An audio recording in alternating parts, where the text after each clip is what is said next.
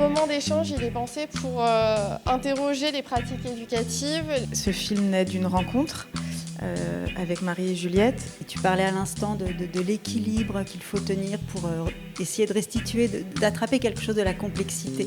Il y a la notion du temps pas suspendu, mais du temps où on contemple, du temps ralenti. Une petite réflexion avant de donner la parole, de m'effacer, parce que parfois c'est cool de s'effacer apparemment.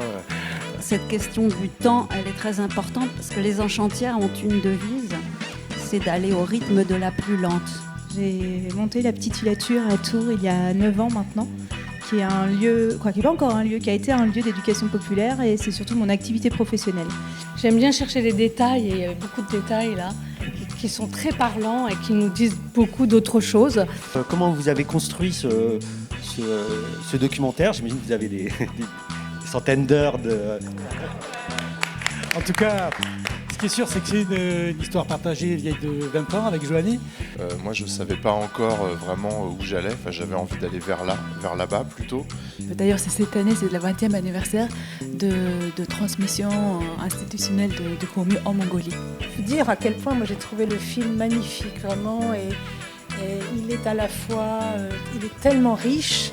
Sur les histoires de transmission, il y a l'envie de transmettre, mais il y a aussi...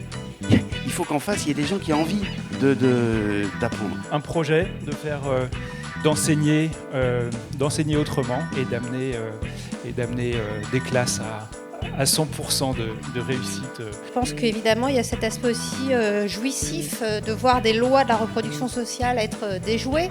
À mon avis, ce n'est pas le 100% au bac l'objectif, c'est l'autonomie des élèves dans l'enseignement supérieur. On enseigne déjà en fonction de qui on est, en fonction de sa personnalité. Et c'est l'une des rares choses belles qui ne sont pas encore tout à fait attaquées dans notre métier. Et il se présente comme un modèle inspirant pour la transmission d'une conscience politique.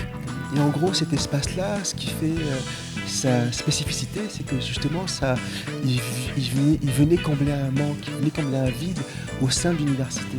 La première fois que j'ai vu le film, ce qui m'a frappé, c'est la proximité avec des préoccupations d'étudiants ailleurs et notamment aussi à Paris.